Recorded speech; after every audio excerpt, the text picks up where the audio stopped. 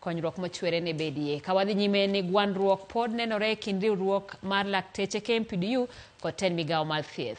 Mana seche matin tok migawo mar thieth chiwo omenda mabalang' ne lakteche maraga kata intern doctors kagiwacho ni mano biro konyo e tayo chenro maggi.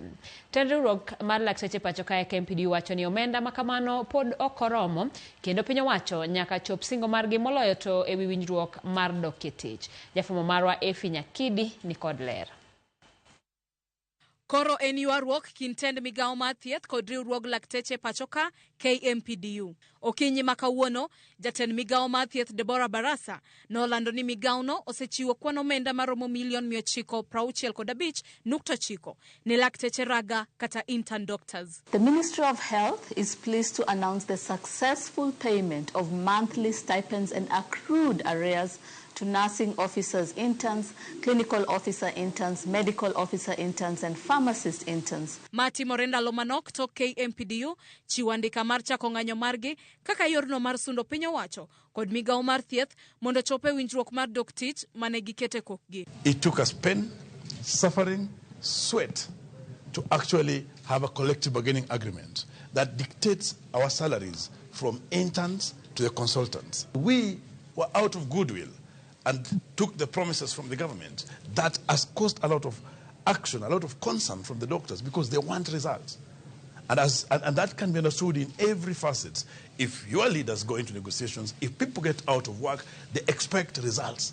When that result is given in paper and not implemented, we expect frustrations. Jagoro maduong' mar riwruogno Dr. Davji Atela owacho ni paro mar migawo mar thieth mar chiwo omenda makamano ne ok otime yor chik mar ni chal makamano ok chiw ranyisi makare kendo lakteche pod kadhe midhiero mang'eny. You have all seen that the ministry has released a letter or a notice that actually violates the tenets of that particular CBA. It has released a circular that makes every doctor in this country afraid even to work. Now Kenya joins the global statistics of doctors who are dying by suicide. The US has been leading in these statistics, and now in Africa, Kenya leads in doctors who are dying by suicide. Kagiloso ikinde romo margi kod jokanyo ma KMPDU mowuok e counties mopogore pachoka. Jakom riwruogno lero ni kuom omenda mochiw kod sirkal ne lakteche raga, ng'ato ka ng'ato yudo mana shillings 41,000.